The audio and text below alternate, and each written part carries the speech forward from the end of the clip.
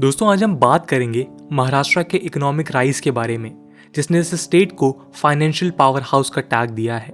Maharashtra India के GDP में 14.89% contribute करता है, जो सभी स्टेट से ज्यादा है।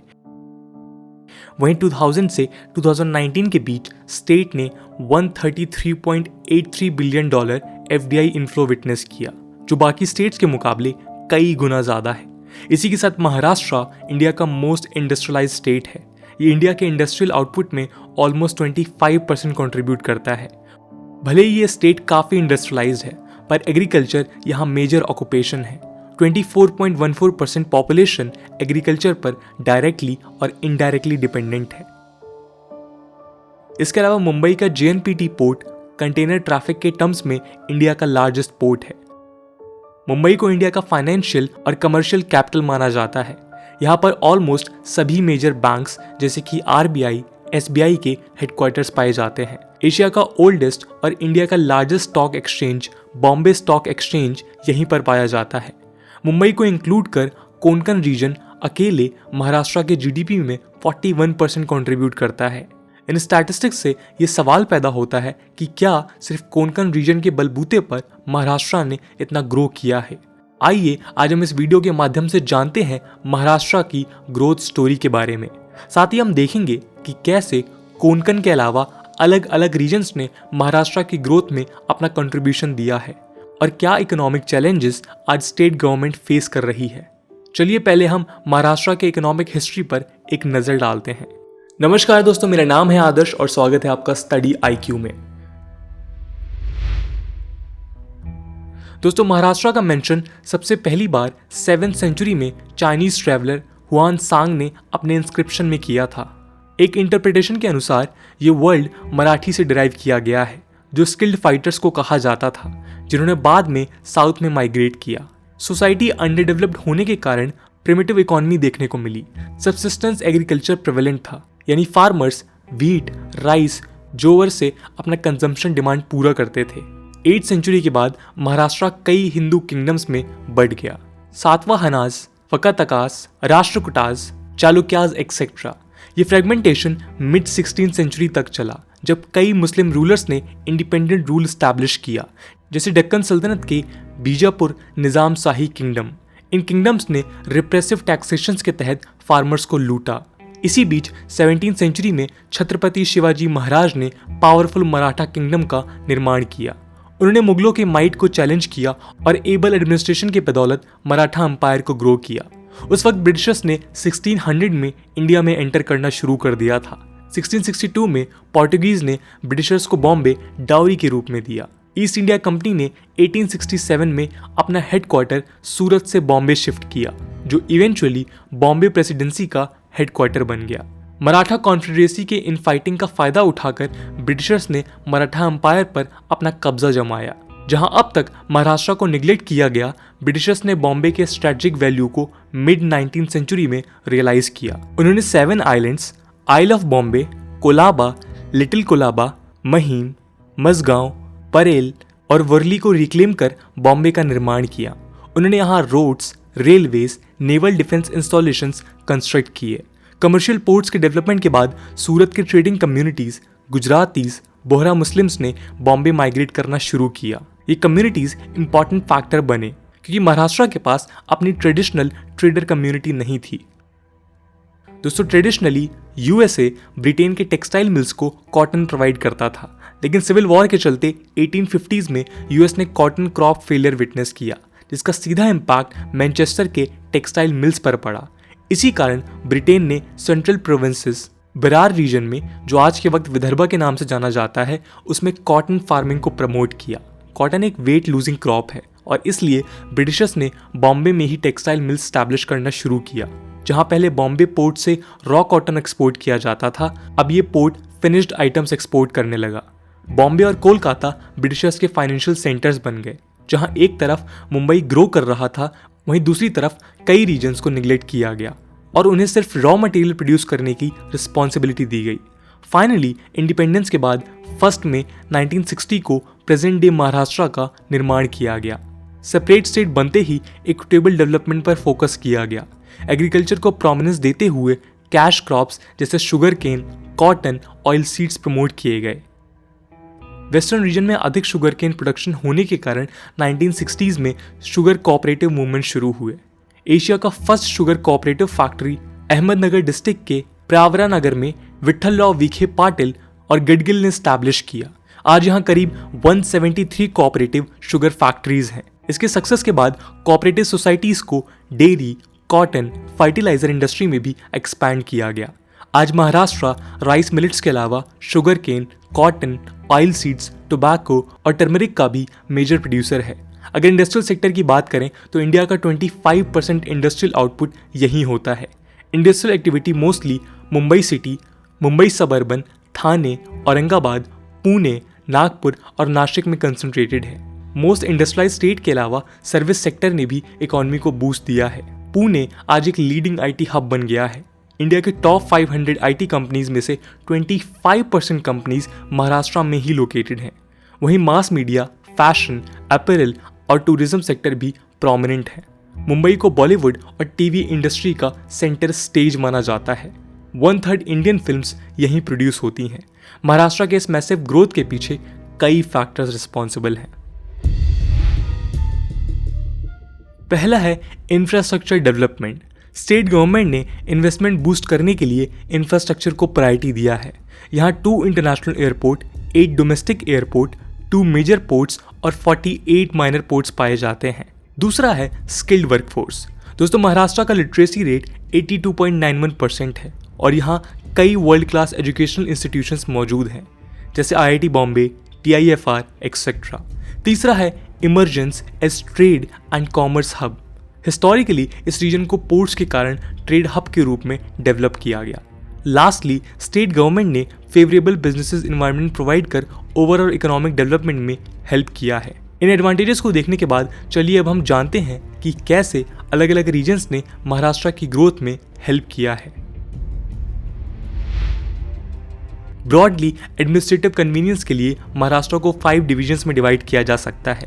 पहला है कोंकण डिवीजन। इस डिवीजन में 6 डिस्ट्रिक्ट्स पाए जाते हैं: मुंबई, थाने, रायगढ़, रत्नागिरी, सिंधुदुर्ग और पालघर। इनका स्टेट जीडीपी में कंट्रीब्यूशन 41% है।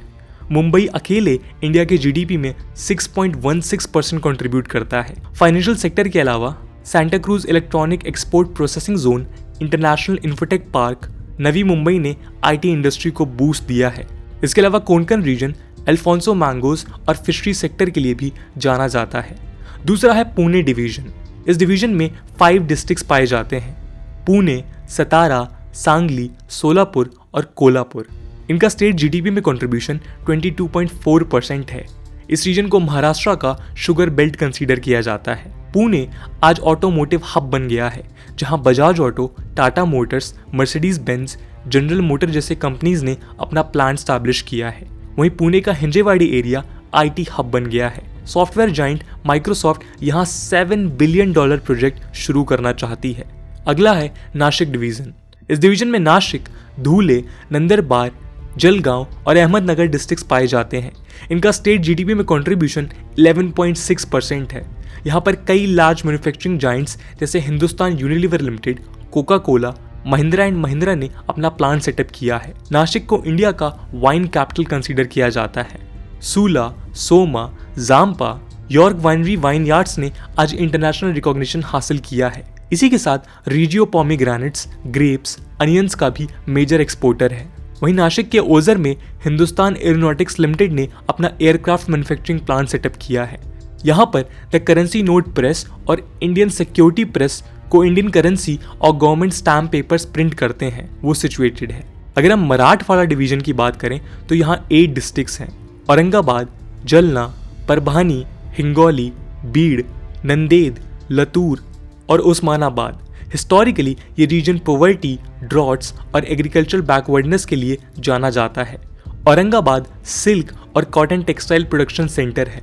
यहाँ सिल्क और लोकल कॉटन को मिलाकर हिमरू टेक्सटाइल डेवलप किया जाता है। ड्रॉट प्रोन होने के कारण millets, oil seeds, cotton, soybean, pulses जैसे क्रॉप्स यहाँ ग्रो किए जाते हैं।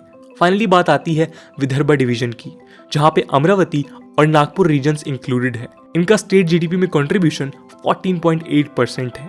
विदर्भा रीजन प्राइमरीली एग्रेरियन है और यहाँ कॉटन, जोवर, पल्सेस उगाया जाता है। रिसेंटली नागपुर में इंटरनेशनल कार्गो हब प्रोजेक्ट मिहान लॉन्च किया गया है। मिहान की मदद से हम साउथ ईस्ट एशिया और मिडिल ईस्ट एशिया के हैवी कार्गो को हैंडल कर सकते हैं।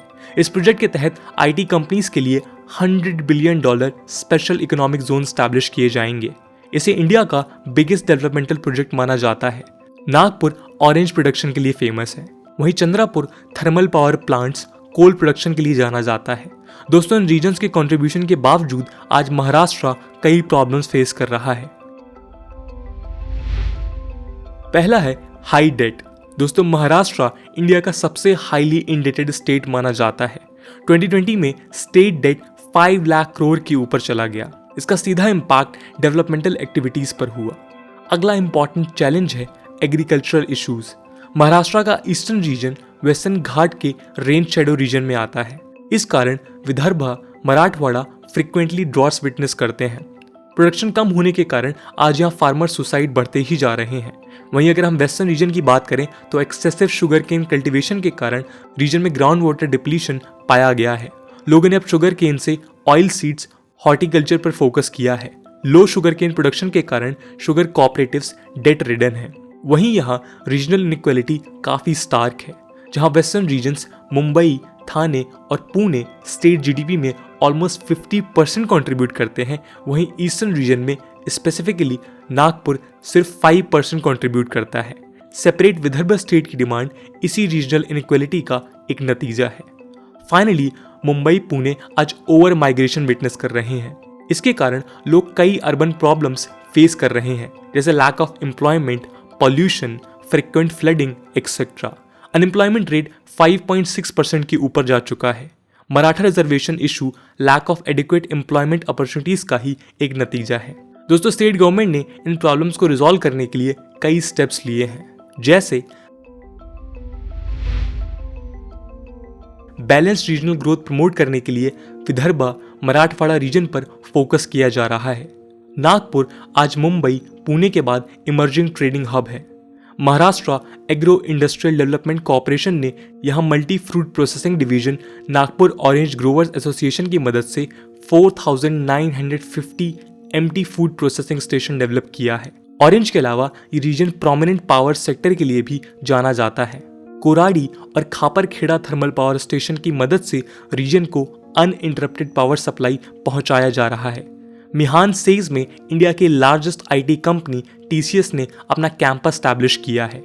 टीएल मैन्युफैक्चरिंग सॉल्यूशंस ने यहां बोइंग 787 ड्रीमलाइनर एरोप्लेन के स्ट्रक्चरल कंपोनेंट्स मैन्युफैक्चर करना शुरू किए हैं। वहीं रिलायंस ग्रुप ने यहां Dhirubhai Ambani aerospace park announce किया है।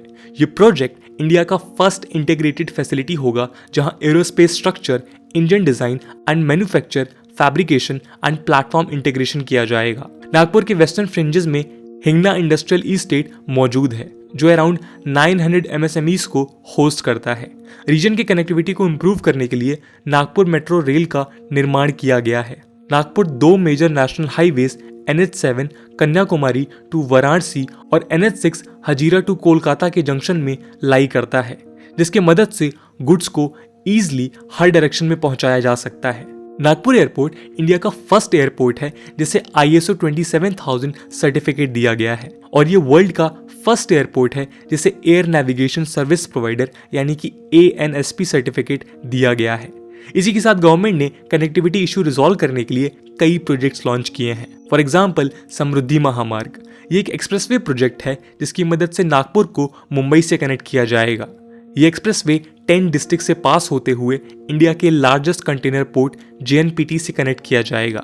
इस प्रकार गुड्स को ईजिली रेस्ट ऑफ महाराष्ट्र के पोर्ट्स तक लाकर एक्सपोर्ट किया जा सकता है। वहीं मुंबई ट्रांस हार्बर लिंक एक रोड ब्रिज होगा जिसकी मदद से मुंबई को नवी मुंबई से कनेक्ट किया जाएगा। इस प्रोजेक्ट की मदद से मुंबई को डीकंजेस्ट कर ट्रांसपोर्टेशन कॉस्ट कम किया जा सकता है। इसी के साथ मेगा प्रोजेक्ट के रूप में Mumbai Ahmedabad high speed rail project initiate किया गया है। जापान की मदद से लॉन्च किए गए इस प्रोजेक्ट के तहत लार्ज स्केल इंफ्रास्ट्रक्चर प्रोजेक्ट्स और सर्विस सेक्टर को बूस्ट मिल सकता है। अगर हम पोर्ट्स की बात करें तो रिसेंटली इंडिया का 13th major port Vadhavan port Dahanu Maharashtra में कंस्ट्रक्ट किया जाएगा। इस पोर्ट की मदद से जेएनपीटी पोर्ट पर रिलायंस कम कर एक अल्टरनेट पोर्ट डेवलप किया जाएगा जो इंडिया को वर्ल्ड के टॉप 10 कंटेनर पोर्ट्स में एंट्री दिलाएगा। स्टेट के सरप्लस हॉर्टिकल्चर प्रोड्यूस को यूटिलाइज करने के लिए एग्री एक्सपोर्ट्स प्रमोट किया जा रहा है। मई 2021 को Maharashtra chamber of commerce, industries and agriculture और NABARD ने पुणे में इंडिया का first agree export facilitation centre launch किया। ये एक वन स्टेप शॉप होगा जहां से एग्री फूड प्रोडक्ट्स को एक्सपोर्ट किया जाएगा। इस सेंटर की मदद से इंडिया के एग्रीकल्चर एक्सपोर्ट पॉलिसी 2018 के ऑब्जेक्टिव $60 बिलियन एक्सपोर्ट्स बाई 2022 को अंजाम दिया जाएगा। इसी के साथ सेंट्रल गवर्नमेंट के मेक इन इंडिया इनिशिएटिव के लाइन पर महाराष्ट्र स्टेट गवर्नमेंट ने make in Maharashtra campaign launch किया है। इस कैंपेन के तहत FDI और बिजनेस एक्टिविटीज को प्रमोट किया जाएगा। ऑब्जेक्टिव फुलफिल करने के लिए single window clearance, specialised codes और गवर्नमेंट टू बिजनेस सर्विसेज के लिए single point contact Maharashtra industry, trade and investment facilitation cell का निर्माण किया गया है। वहीं फरवरी 2016 में महाराष्ट्र ने make in India summit host किया है, जहां फॉक्सकॉन, जो वर्ल्ड का लार्जेस्ट इलेक्ट्रॉनिक्स मैन्युफैक्चरर है, उसने $5 बिलियन इन्वेस्टमेंट प्लेज किया है।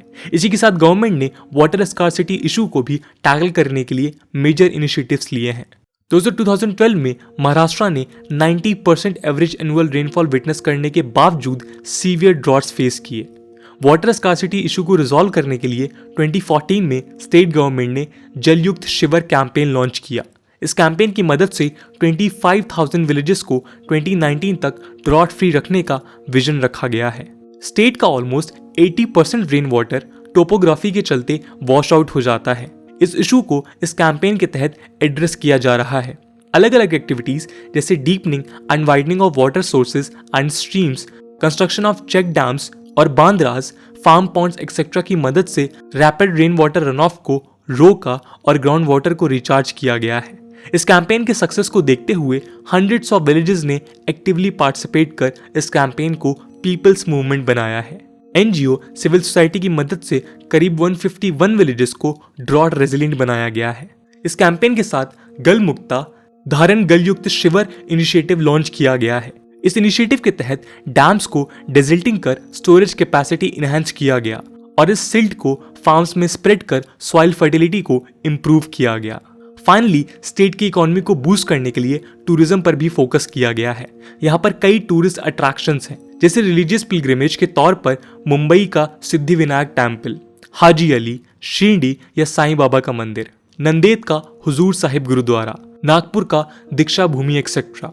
वहीं आर्किटेक्चरल ब्यूटी के तौर पर औरंगाबाद डिस्ट्रिक्ट में अजंता एंड एलोरा केव्स, मुंबई में एलिफेंटा केव मौजूद हैं, जिन्हें UNESCO world heritage site declare किया गया है। विदर्भा रीजन में Tadoba tiger reserve, Nagzira wildlife sanctuary, Chikhaldara hill station यहाँ के मुख्य टूरिस्ट डेस्टिनेशंस हैं।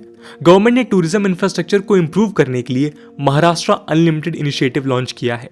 इस इनिशिएटिव के तहत मुंबई, लोनावाला, पुणे सर्किट और मुंबई, इगातपुरी, नासिक सर्किट को डेवलप किया जाएगा। साथ ही हेरिटेज पॉलिसी के तहत छत्रपति शिवाजी महाराज के फोर्ट्स को रिनोवेट किया जाएगा। स्पेशल टूरिज्म डिस्ट्रिक्ट के रूप में नागपुर, औरंगाबाद और सिंधुदुर्ग पर स्पेशल एम्फेसिस दिया जाएगा।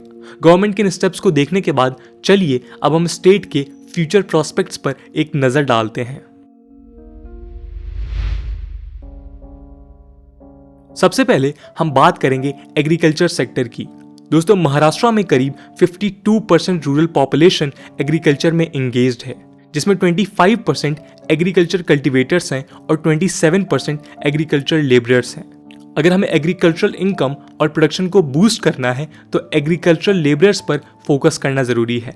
इस डायरेक्शन में district wise micro module implement किया जा सकता है, जिसकी मदद से लोकल सॉल्यूशंस डेवलप किए जा सकते हैं।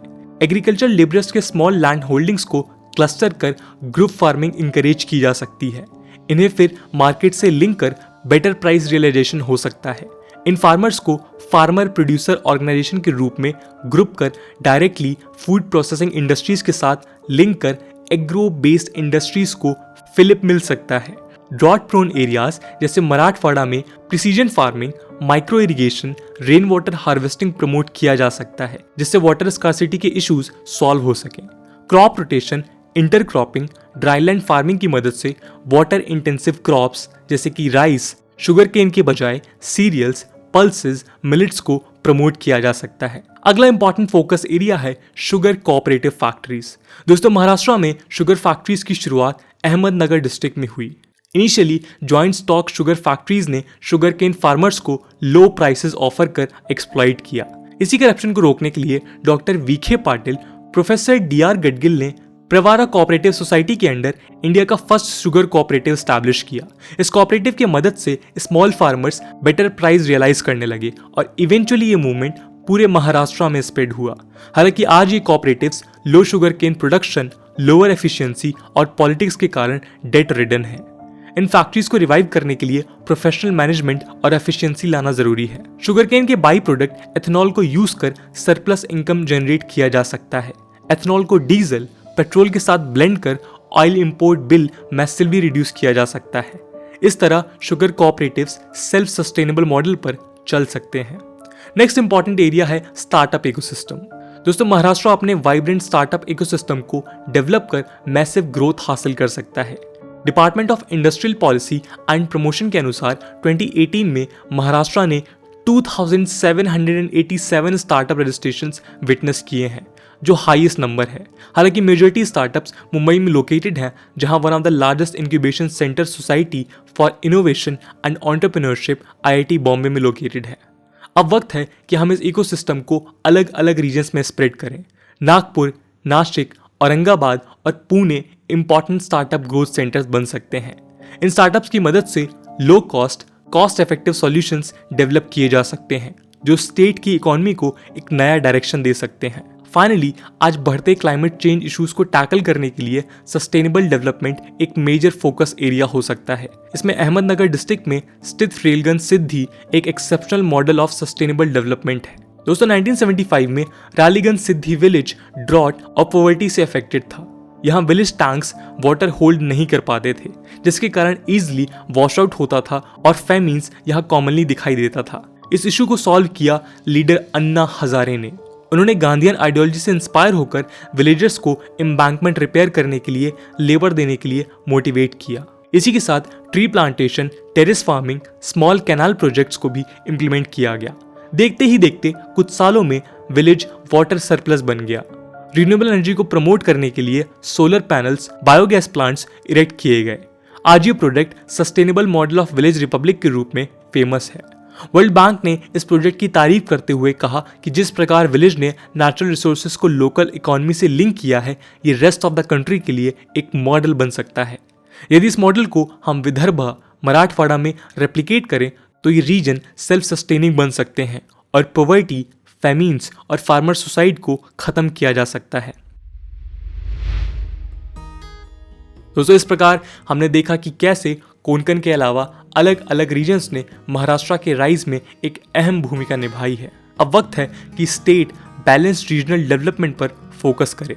क्रॉप डाइवर्सिफिकेशन यानी traditional rice, wheat, sugar cane के बजाय ऑयल सीड्स, पल्सेस, सीरियल्स और मिलेट्स पर फोकस करे। इससे विदर्भा और मराठवाड़ा के वाटर स्कार्सिटी इशू को टैकल किया जा सकता है और फार्मर्स को डेट ट्रैप से बाहर लाया जा सकता है। तो दोस्तों, कैसा लगा आपको हमारा महाराष्ट्र का ये इकोनॉमिकल एनालिसिस? महाराष्ट्र की ही तरह अगर आप चाहते हैं कि हम किसी और स्टेट के ऊपर केस स्टडी बनाएं तो कमेंट सेक्शन में ज़रूर बताइएगा। We will try to cover that particular state in our upcoming case study videos. I hope आपको आज की वीडियो पसंद आई होगी, और अगर पसंद आई है तो अपने दोस्तों के साथ शेयर करना मत भूलिएगा। हम मिलते हैं अगले वीडियो में, तब तक के लिए जय हिंद, जय भारत।